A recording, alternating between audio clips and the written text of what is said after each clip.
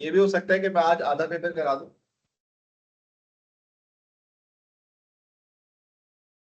क्योंकि एटीपी अभी हुआ ही नहीं है ना सारा।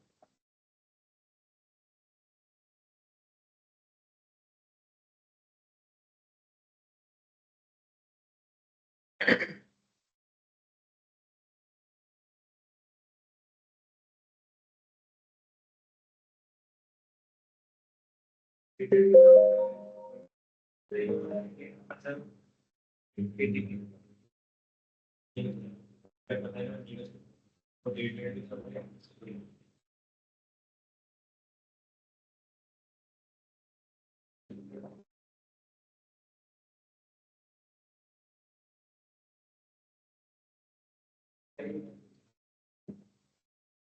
कम से यार यार तो देख रहे हैं।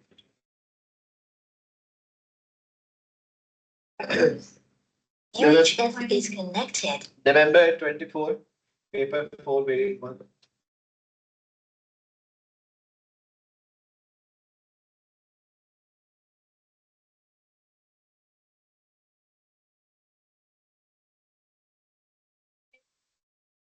So ये पेपर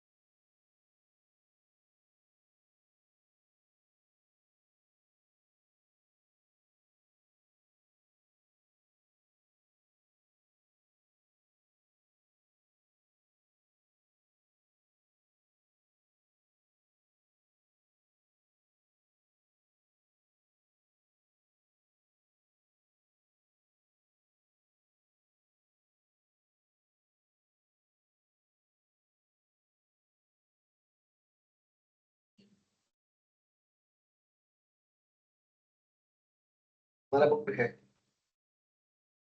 November 24, 4-1। उद्धव की बुक में ये है नहीं, ये बुक अभी आई है। बेटा क्वेश्चन पढ़ ले, पढ़ लिया। अब मेजर करें जरा डी और एक्स कितना आ रहा है आपके पास।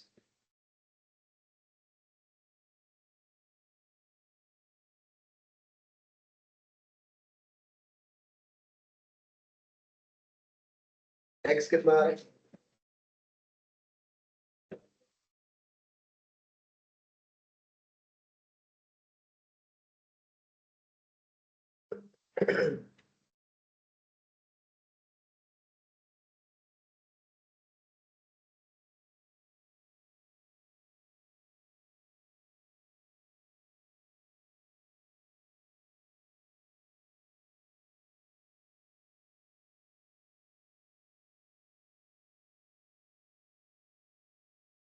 शर्मी किसके लिए? क्या भाव? 3.9. ये क्या है? X. एक्स। और डी कितना है? अच्छा, ये जो वैल्यू है ना 3.9 एक्स की, ये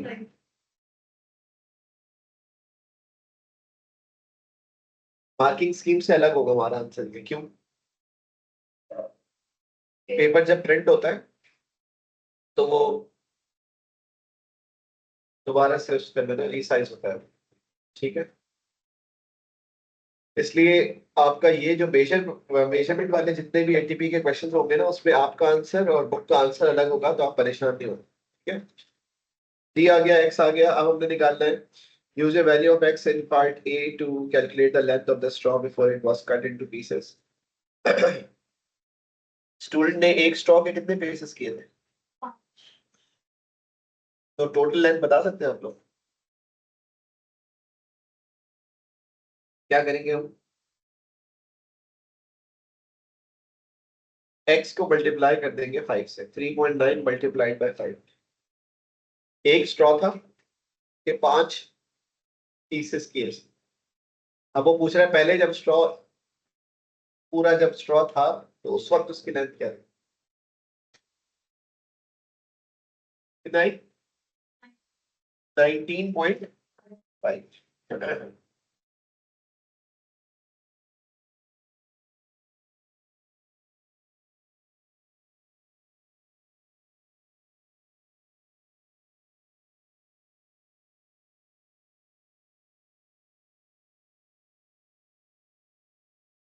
Use your value for D in A part 1 to calculate the diameter of one straw. Give your answer to the nearest 0.01 centimeter. क्या करेंगे हम?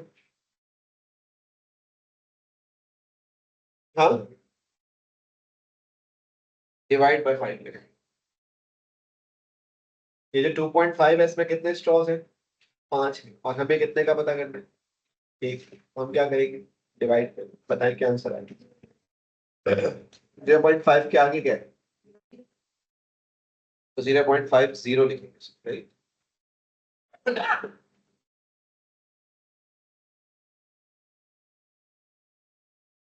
तेरे 0.01 का मतलब है कितनी डेसिमल प्लेसेस होनी चाहिए? 2 होनी चाहिए। तो 0.5 नहीं लिख सकते। Explain how the student uses a ruler and two set squares to make sure that measurement of D is as accurate as possible. Student के पास क्या है? एक रूलर है,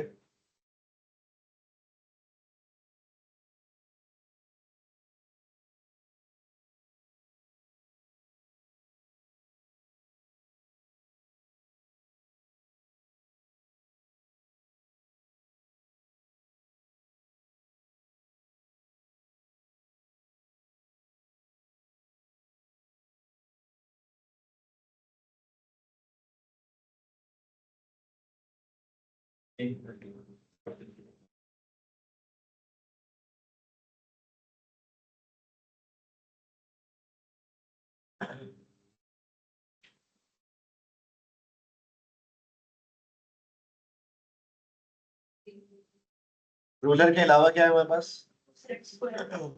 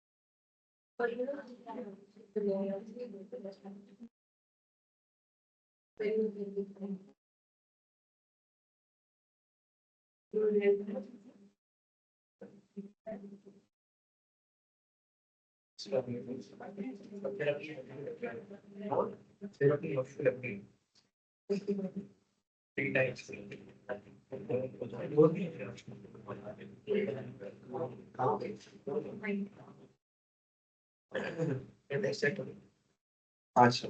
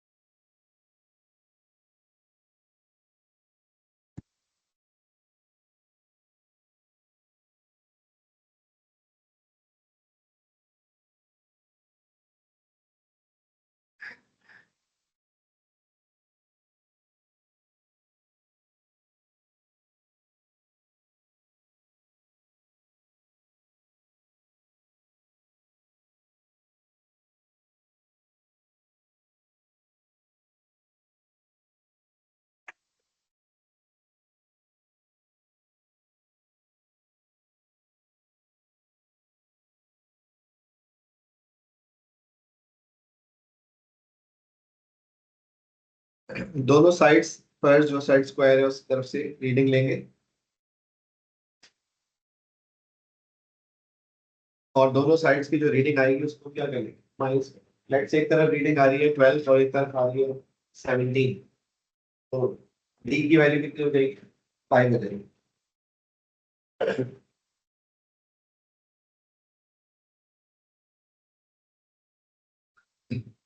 ठीक है, यहाँ तक सबने कर लिया। ये 1 मार्क का था, या तो आप डायग्राम बनाते हैं या आप एक्सप्लेनेशन, मैंने दोनों लिख दिए।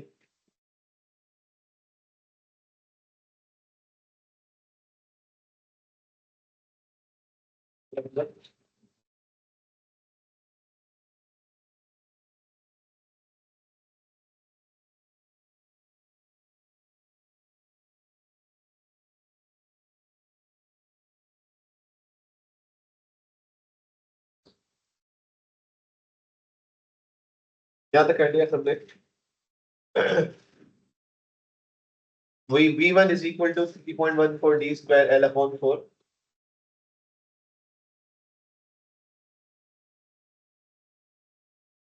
डी स्क्वायर की वैल्यू क्या होगी?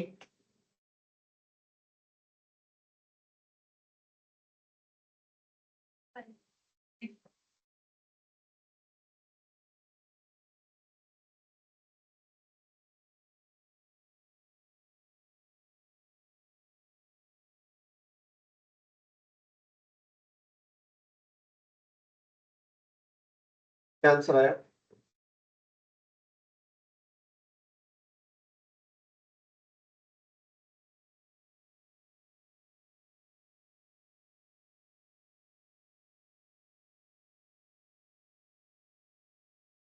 3.82.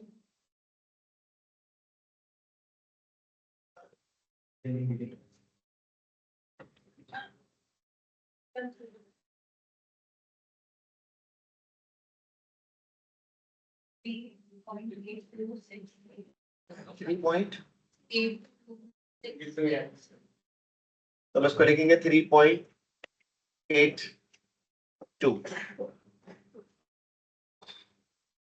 Answer to two significant figures बोले हैं, इसलिए हम सिर्फ 3.8 लिख रहे हैं।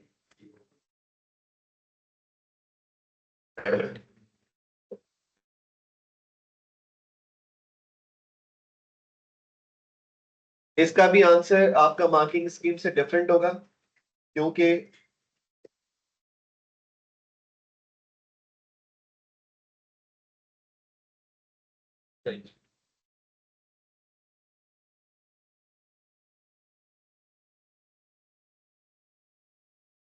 ये नवंबर 24 है। मेथड 2 देखें। The student takes the second straw, immerse the straw fully in a container of water as shown in figure 1.2, moves the straw backwards and forwards in the water several times so that the water enters the straw, puts a finger firmly over one end of the straw and removes the straw from the water, puts the straw above the open end of a 50 centimeter cube measuring cylinder, and then removes the finger so that the water is transferred into the measuring cylinder. The student repeats the process 4 more times for a total of 5 transfers. कितनी दफा transfer किया इसने पानी? Reading कितनी आ रही है? 24 centimetre cube.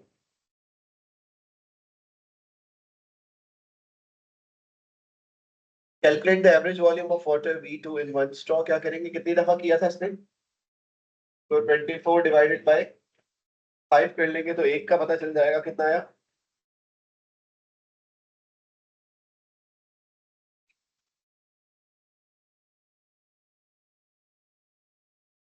Suggest 2 reasons why V1 and V2 are different.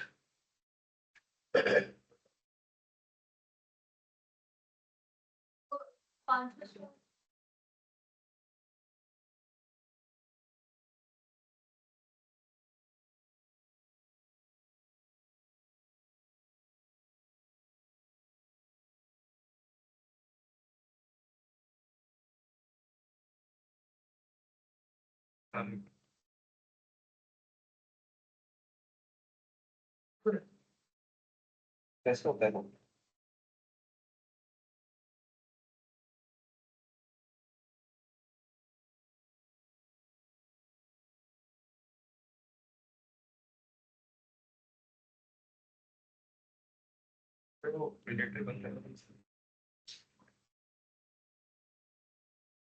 ये fan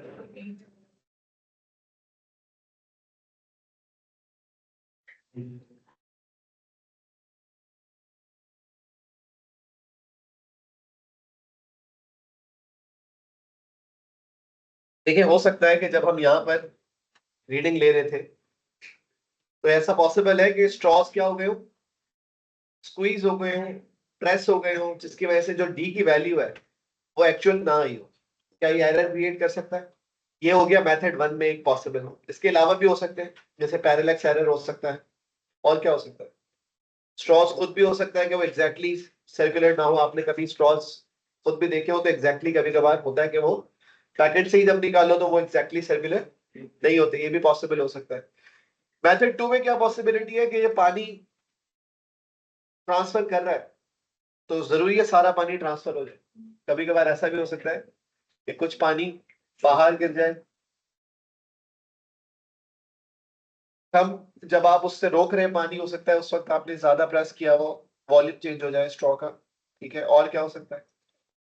air bubbles आ जाए उसमें, पूरा फिल ना हो स्ट्रॉ, उसमें बीच में क्या हो। तो आप कोई भी पॉसिबल एरर लिख देंगे यहाँ पे, मेथड वन का भी और मेथड टू का भी, क्योंकि V1 और V2 दोनों की बात हो रही है। V1 मेथड वन से निकला था और V2 मेथड टू से निकला था।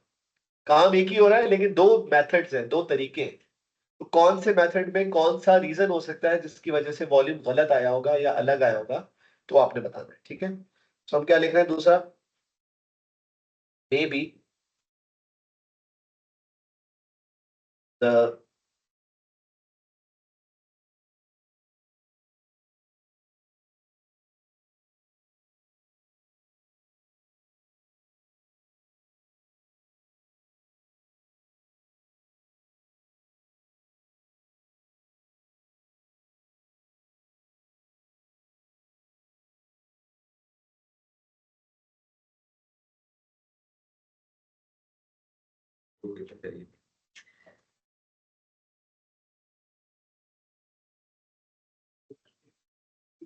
ये उधर दो, इधर आओ।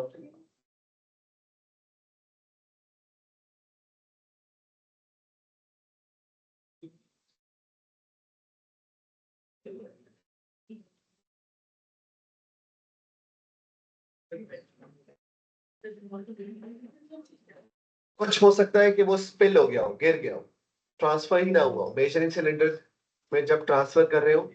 ऐसा भी हो सकता है कुछ पानी मेजरिंग सिलेंडर की वॉल्स पे क्लिंग कर जाए, स्टिक कर जाए, वॉल्स गीली होगी, उसका मतलब है वो पानी नीचे तक नहीं पहुंचा और वॉल्यूम आपको वो शो नहीं होगा। तो कोई भी रीजन आप लिख सकते हैं, लेकिन वो रीजन कोई पॉसिबल रीजन होना चाहिए। याद रखो मसला किसी को। Next, student investigates series and parallel combinations of resistors.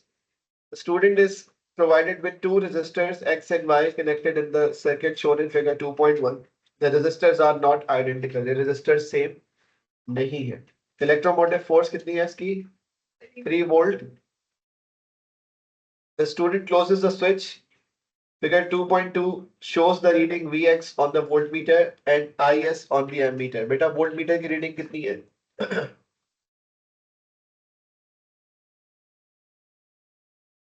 ये 0.7 है, करंट है वोल्टेज है, तो ये होगी 0.7। और करंट कितना है? 0.25।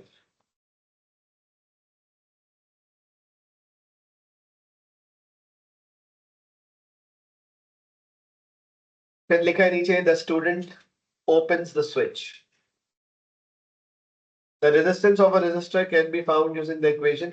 बताएं कि V कितना था 0.7 और I कितना था? 0.25 क्या आंसर आया?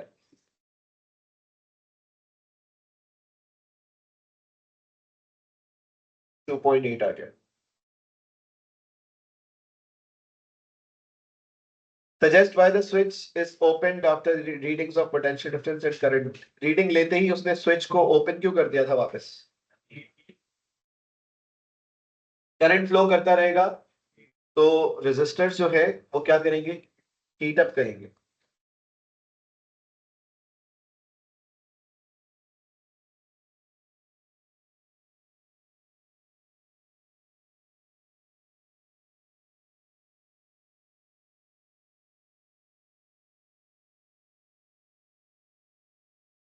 अगर टेम्परेचर चेंज हुआ तो क्या चेंज हो जाता है,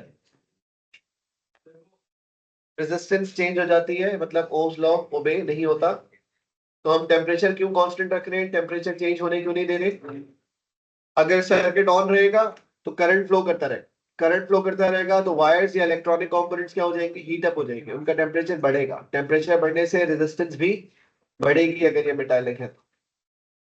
इसलिए जैसी ही रीडिंग ली उसने क्या कर दिया, स्विच को वापस ओपन कर दिया, ओपन का मतलब है स्विच ऑफ कर दिया। इज दिस क्लियर और नॉट। नेक्स्ट पे जाएंगे। The student disconnects the voltmeter and records it across resistor Y. The potential difference Vy across Y is given by this equation. Using this equation and your value of Vx from A part 1, calculate the resistance Ry of Y. बेटा Vy कितना है, Vy हो गया 3 minus Vx, Vx कितना आया था, तो कितना हो गया 2.3 volts। बेटा सीरीज में करंट सेम होता है या नहीं, करंट पहले कितना था, अभी भी कितना होगा, दोनों को सेम करंट मिलेगा because they are in series. Resistance का फॉर्मूला बताया है ना उन्होंने, V अपॉन I। तो V कितना है और I कितना है, 2.3 डिवाइडेड बाय 0.25, 9.2. 9.2।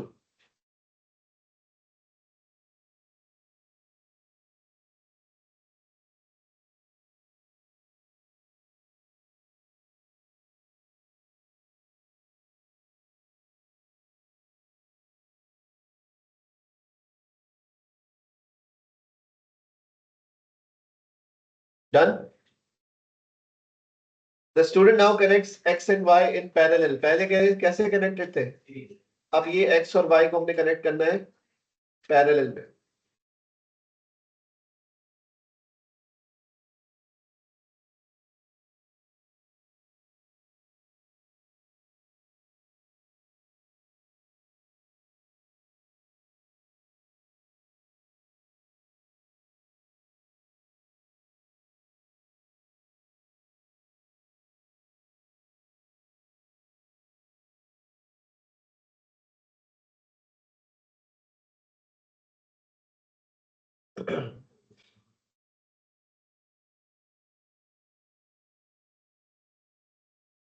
वोल्ट मीटर कैसे कनेक्ट होगा, पैरेलल में कनेक्ट होगा।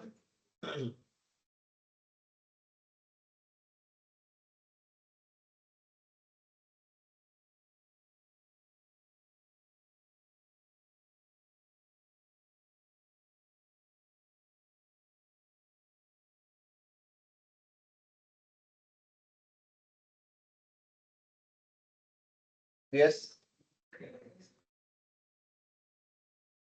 ऊपर भी कनेक्ट हो सकता है, यहाँ पर भी कनेक्ट हो सकता है, क्योंकि ये सब सारा पैरेलल कनेक्शन है, तो कहीं पर भी कनेक्ट होगा एक ही बात है और एक ही रीडिंग मिलेगी।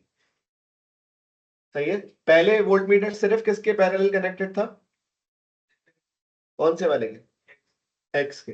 अब लेकिन पैरेलल सर्किट में और तो कोई चीज है ही नहीं जो सीरीज में हो, तो मैं कहीं पर भी वोल्टमीटर कनेक्ट कर रहा हूँ एक ही रीडिंग आएगी। जो वोल्टेज बैटरी का है वही वोल्टेज रेजिस्टर एक्स का होगा और वही वोल्टेज रेजिस्टर वाई का भी होगा। तो आप इसको यहां भी कनेक्ट कर सकते हैं, बीच में इधर भी कनेक्ट कर सकते हैं, पैरेलल होना जरूरी है। ठीक है, बोला है उन्होंने, पहले किया हुआ था label, R X R Y या एक्स और वाई लिख ले, रेजिस्टेंस एक्स रेजिस्टेंस वाई।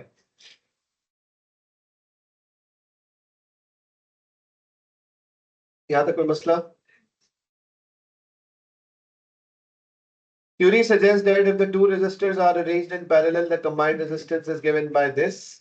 क्या Rx की वैल्यू पता थी हमको, कितना आया था Rx, 2.8 और आर वाई कितना है, तो हम करेंगे 2.8 इंटू 9.2 अपॉन, क्या आंसर आया?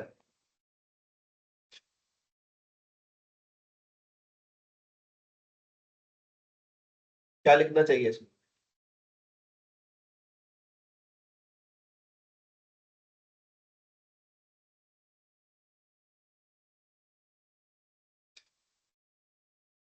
क्या है 2.146 2.14 है, तो फिर 2.1 लिखेंगे इसमें।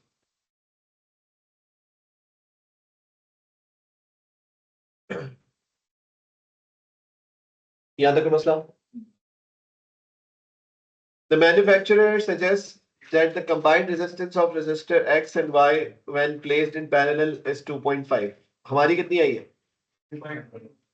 Two quantities can be considered to be equal within the limits of experimental accuracy if their values are within 10% of each other. State whether your value of RT calculated in B part 2 has the same value as suggested by the manufacturer. Support your statement with a conclusion या calculation. तो हम एक काम करेंगे, percentage error निकालेंगे।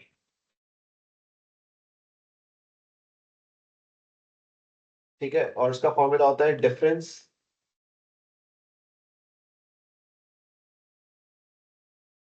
Upon actual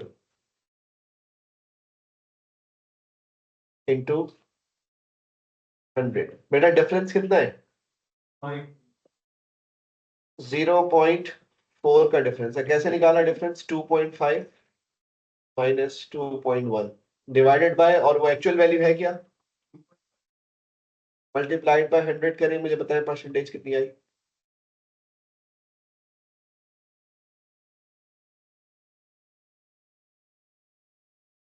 sixteen percent आ गई। 10% से ज्यादा है या नहीं है? हम क्या लिखेंगे? नो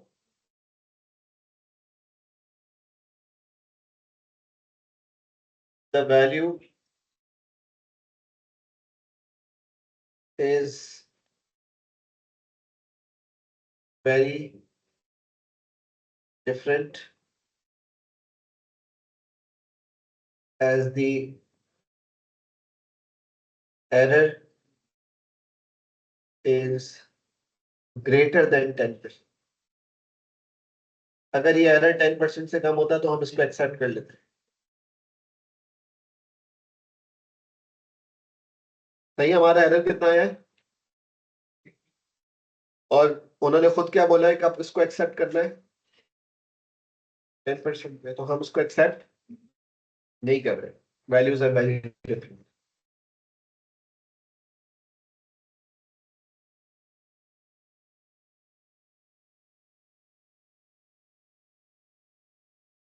हो गया तक? 10 student does an experiment to find the mass of a meter rule. A fixed mass is placed on the meter rule at the 5.0 centimeter mark as shown in figure 3.1. The student places the pivot below 25.0 centimeter mark on the meter rule, places a mass of m equals to 20 gram on the meter rule, adjusts the position of the 20 gram mass until the rule is as close to balance as possible. The position of the 20 gram mass when the rule is as close to balance as possible in shown figure 3.2. Using figure 3.2 determine the distance d of the center of the 20 gram mass. बेटा दोनों sides पे मुझे बताएं कितनी कितनी reading है।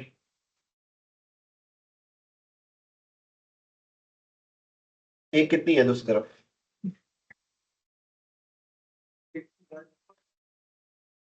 81.1 है।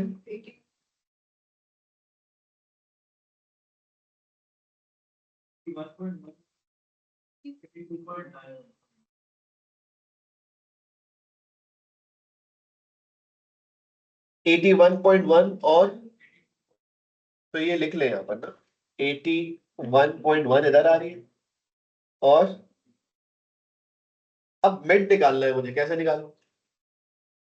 इन दोनों को प्लस करके डिवाइड बाय 2 कर लेंगे, तो हम कह रहे हैं 81.1 प्लस 82.9 डिवाइड बाय 2 कर लेंगे तो हमें पता चल जाएगा कि इसका सेंटर कहाँ पे कितना आया सेंटर?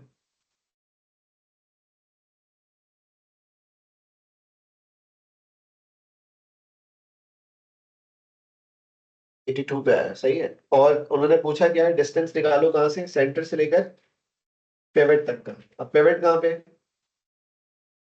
25 पे पिवट है। तो एक काम करेंगे, अपने आंसर में से 82 में से क्या है आंसर? 57.0।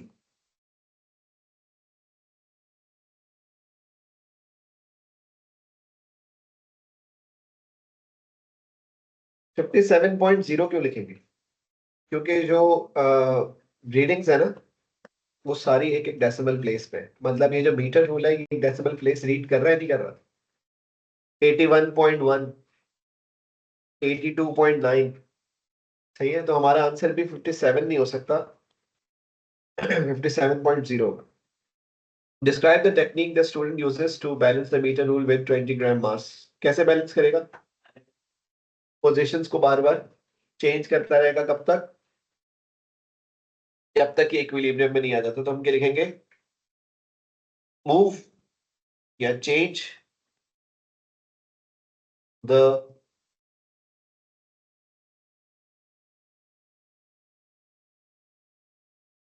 position of mass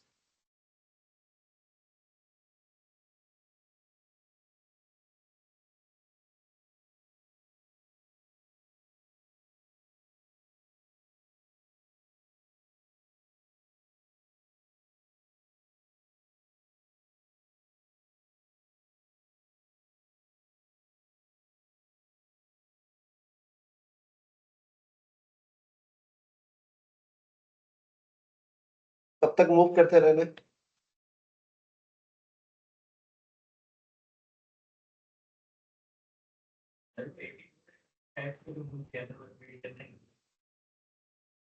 मैंने इसलिए किया था क्योंकि उन्होंने कहा था कि सेंटर ऑफ मास से लेकर पिवट तक का डिस्टेंस पूछा।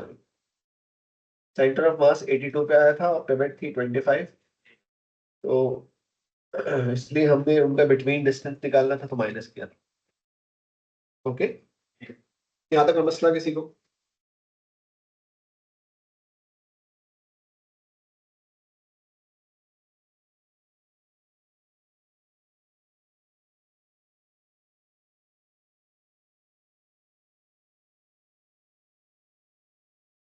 डी की वैल्यू कितनी आई अभी? 57.0। क्योंकि उन्होंने कहीं नहीं लिखा हुआ इस टेबल पे, तो हम भी नहीं लिख रहे। टेबल की जो वैल्यूज है उसको हमने फॉलो करना होगा।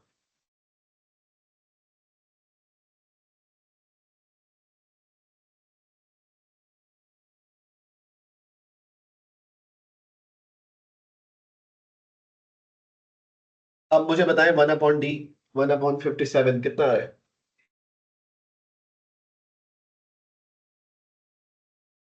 0.0175 को हम लिख रहे हैं 8। देन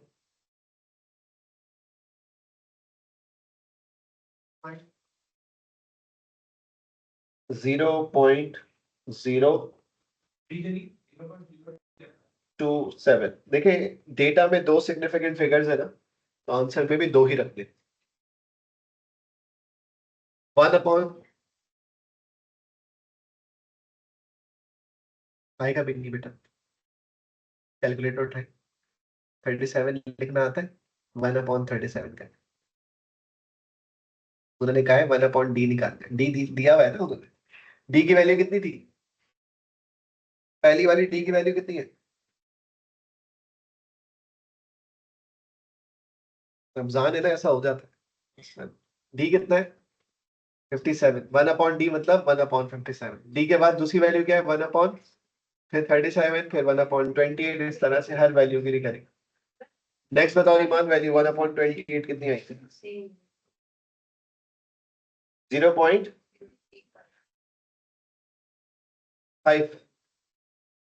एक मिनट, 0.035 यही है ये सबकी। नेक्स्ट बताइए।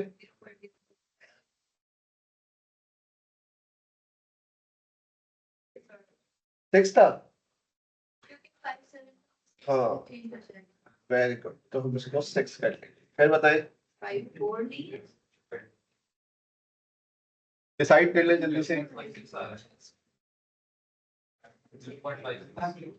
सही लिखा है मैंने 0.036। ठीक है, नेक्स्ट बताएं। 0.045 फिर नेक्स्ट बताएं। 0.056 5 6 सही है। 1/d की जितनी भी वैल्यूज है सब में 2 सिग्निफिकेंट फिगर्स रखने हैं क्योंकि डेटा में 2 है। फिर लिया। Next question, suggest why a value of d cannot be found for mass equals to 10 gram। 57। देखो ये जैसे जैसे मास कम करते जा रहे हैं ये वैल्यू क्या होती जा रही है, बढ़ती जा रही है। तो न्यूटन रूल है, क्या इससे ज्यादा डिस्टेंस हो सकता है उसमें, क्योंकि एक साइड पर बैलेंस करना है तो दूसरी साइड पे इतनी डिस्टेंस बचेगा ही नहीं। तो ये बैलेंस नहीं होगा अगर हमने इससे भी कम मास रखा तो।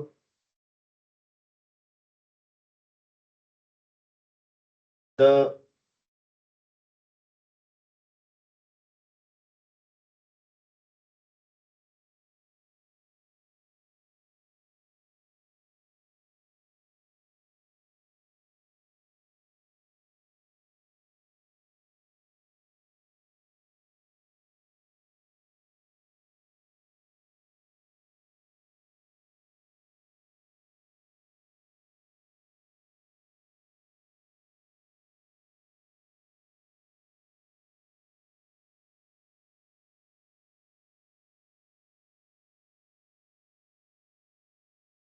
अगर हम m इक्वल्स टू 10 ग्राम रख दें तो फिर ये बैलेंस नहीं होगा।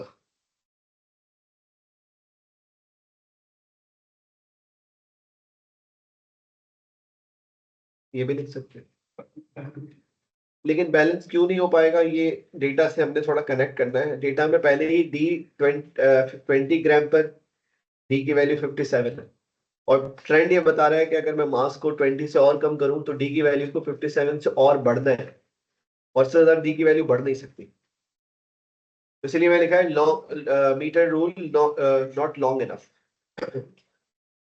अब हमने बी पार्ट 1 में क्या करना है, ग्राफ बनाना है। सही है, चलिए जी ग्राफ पे आ जाए। 1/d कौन सी एक्सिस पे होगा और m कौन कहाँ होगा। तो सबसे पहला काम आप यही करेंगे कि आप लिख देंगे कि 1/d का क्या यूनिट था,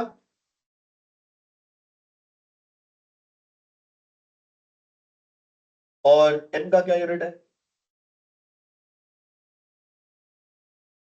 मास का ग्राम। अब 1/d की वैल्यूज जो है वो सबसे कम कितनी है 0.018 और सबसे ज्यादा, और वो कह रहे हैं स्टार्ट कहां से करो। तो बताएं कि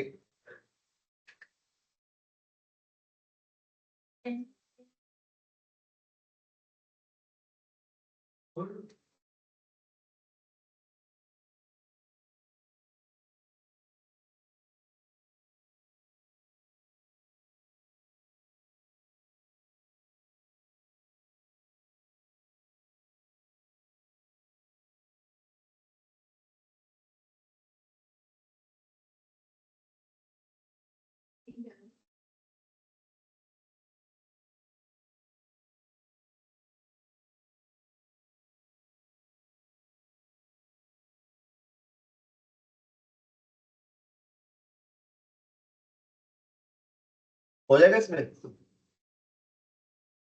0.056 तक जाने हम। यस और नो, हो रहा है ना। अगर मैं इसके अलावा स्केल लेता हूं तो वो फिट नहीं होगा। आज अगर आप बड़ा स्केल रखते हैं वो छोटा हो जाएगा, मतलब ग्राफ आधे ग्राफ पे बन रहा होगा, और हमें maximum space of the graph utilise करनी होती है। एक्स एक्सिस पे क्या करेंगे, अच्छा यहाँ पर 0,0 लिख देंगे, 0 0, ठीक है।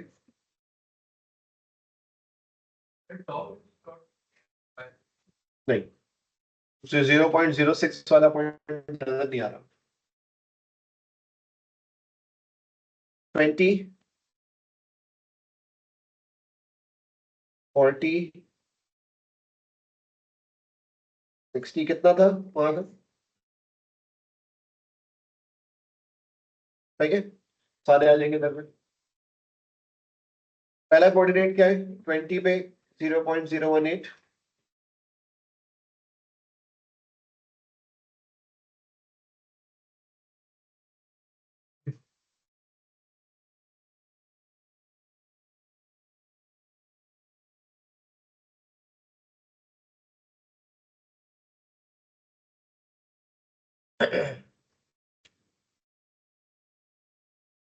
थर्टी पे 0.027,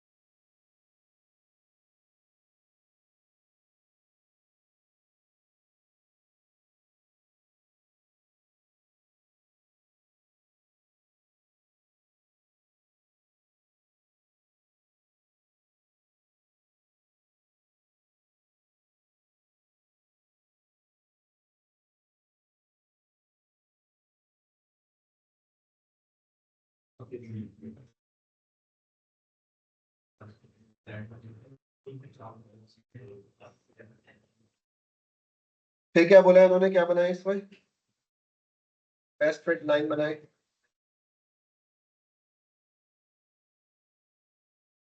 बेस्ट फिट लाइन किसे कहते हैं,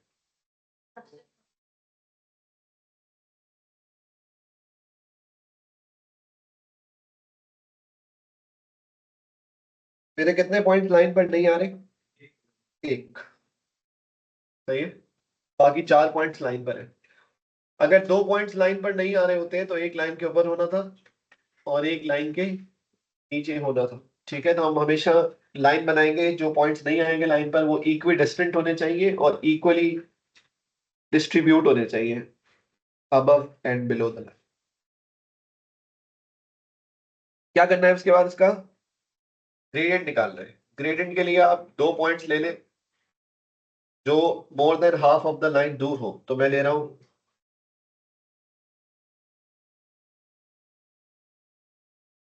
ये 2 पॉइंट्स।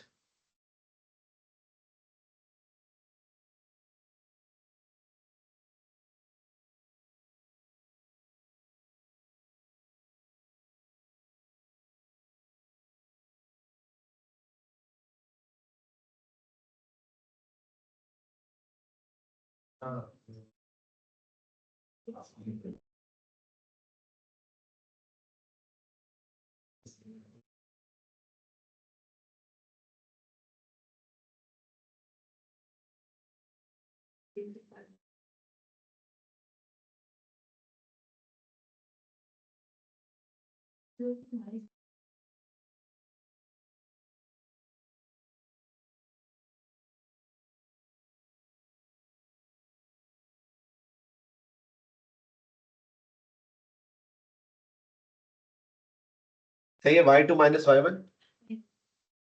और x2 - x1, क्या आंसर आया।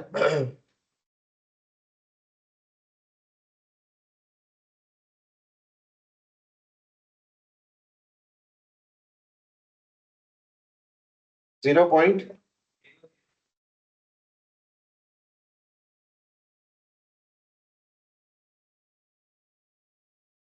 यहाँ पर लिखा हुआ है कि indicate on the graph the value you use, तो मैंने यहाँ पर ग्राफ में सारी वैल्यूज भी बताई हैं। ट्रायंगल बनाएंगे,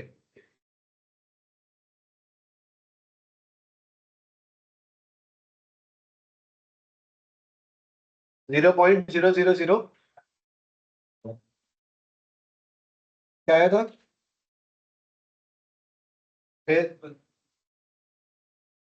क्या आगे कुछ लिखा है, 9 है बस।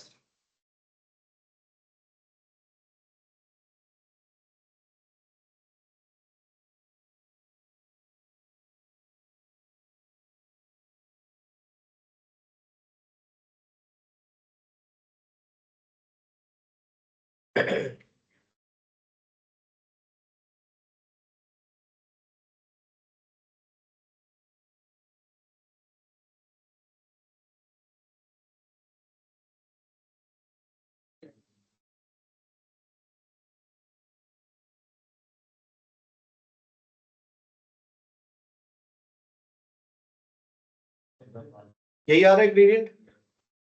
Next, the mass of the meter rule can be calculated using this equation.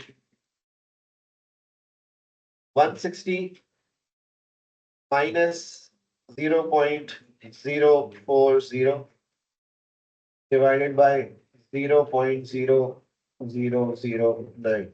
क्या आंसर है?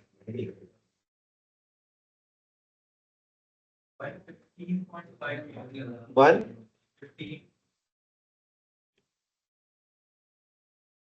फिर लिखेंगे क्या? तो 120 लिख सकते हैं.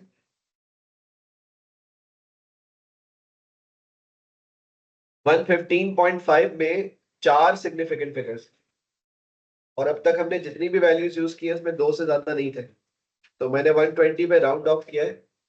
डेटा में 2 से ज्यादा सिग्निफिकेंट फिगर्स नहीं है.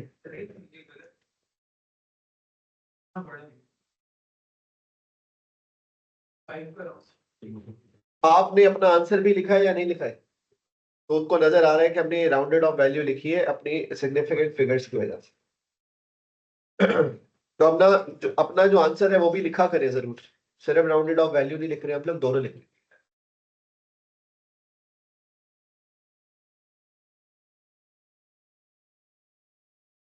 Mass fixed at 5.0 centimeter. The student is given a piece of modeling clay. He places it on the meter rule as shown in figure 3.4. He finds that the meter rule is balanced when the modeling clay is a distance of 40 centimeter from the pivot. Using your graph in figure 3.3 on figure 13, find the mass of the piece of modeling clay. Show your working.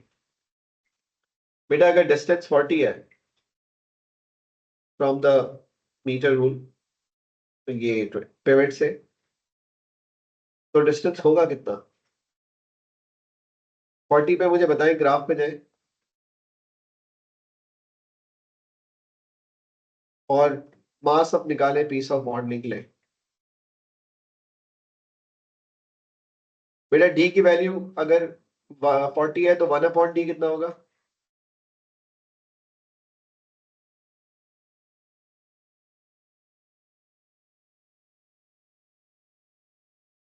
कितना है 1/40? 1/40 की value निकालें.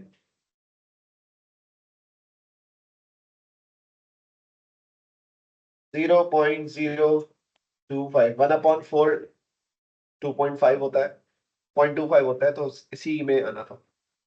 तो 0.025 जरा graph में देखें कहाँ आ रहा है. 0.025 पर जब हम ग्राफ में देख रहे हैं तो लाइन हमारी कहाँ गिर रही है? 28 पे है या नहीं है?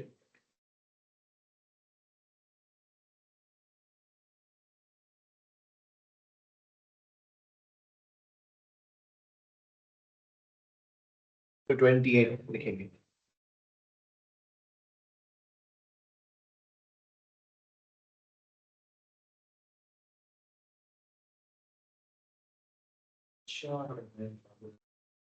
इसमें डेसिमल प्लेस लगाने की जरूरत नहीं है क्योंकि आपके पास एक तो ये कि ग्राफ डेसिमल नहीं रीड कर सकता, और दूसरी बात जो डेटा हमें गिवन है उसमें भी कहीं पर मास के लिए डेसिमल प्लेस यूज नहीं है. Question number 4. Student uses ice cubes to investigate the time taken for different masses of ice to melt when the ice cubes are placed in water. Then an experiment using ice cubes to investigate how the mass of ice affects the time taken for the ice to melt. The following apparatus is available. Top and balance, supply of ice cubes, 250 centimeter cube of beaker, supply of cold water stopwatch. You may also use other apparatus and materials that are usually available in school laboratory. In your plan, you should explain briefly how to do investigation. State the key variables to keep constant. Draw a table with column headings to show how to display readings. You are not required to enter any reading. Explain how to use these readings to reach a conclusion.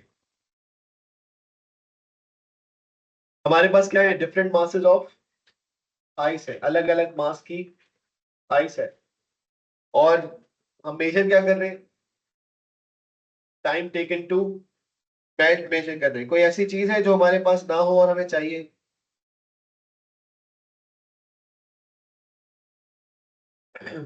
हमारे पास क्या क्या होना चाहिए? Electronic balance होना चाहिए. Electronic balance है. Stop watch चाहिए हमको, है, ठीक है, और बीकर भी है. 250 सेंटीमीटर क्यूब ऑफ बीकर. ठीक है, अब क्या करेंगे?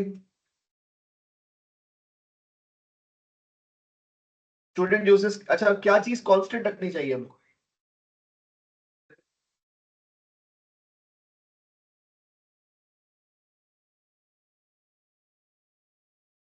दोनों चीजें. पानी जो आप यूज कर रहे हैं बीकर में पहले से, उस पानी का क्या टेम्परेचर? हर दफा सेम टेम्परेचर का पानी यूज होगा और same amount of water use होगा. ठीक है, सबसे पहला काम क्या करना है? नचर यहाँ पे लिखा हुआ है यू मे, मतलब आपकी मर्जी है, आप डायग्राम बनाएं या ना बनाएं. You do not have to include a diagram. अगर हम डायग्राम नहीं भी बनाते तो कोई मार्क्स डिडक्ट नहीं होंगे. ठीक है, तो सबसे पहले क्या करेंगे? मेजर.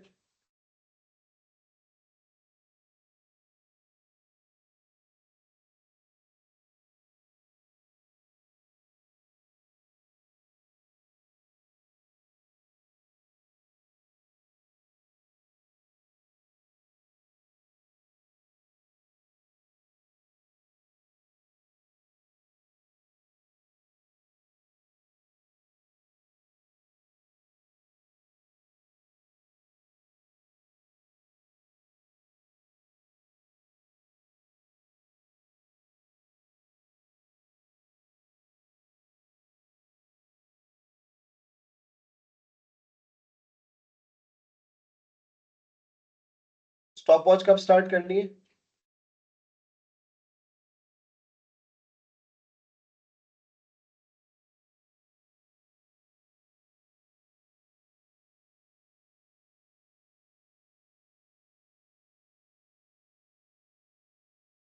और स्विच ऑफ करनी कब?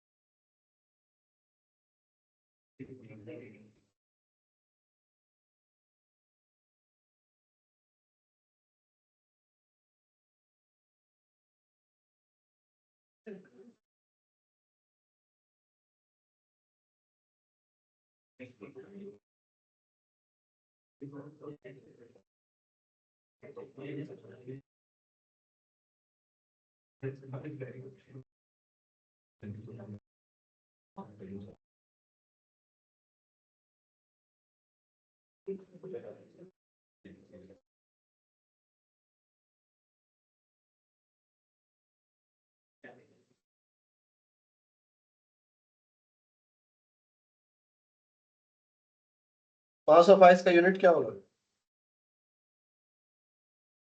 और टाइम का यूनिट? उन्होंने बोला रीडिंग डालो या नहीं? उन्होंने कहा रीडिंग नहीं बतानी, हमने सिर्फ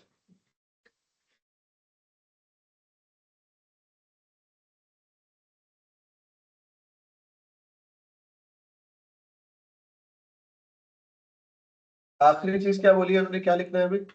explain how to use these readings to reach a conclusion. तो कंक्लूजन के लिए हम क्या करेंगे?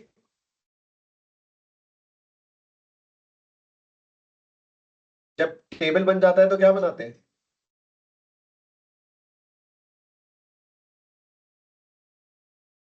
Plot a graph. इसका किसके साथ?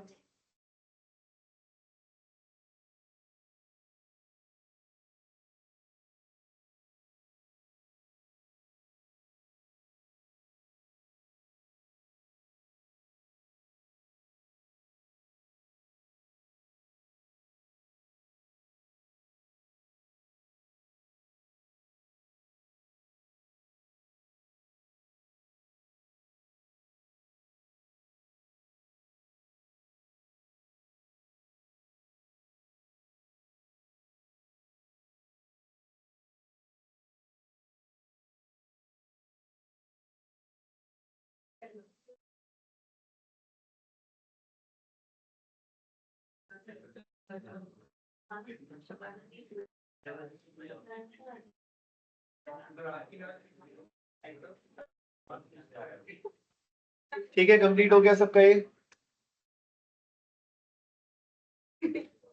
हाँ, ठीक है।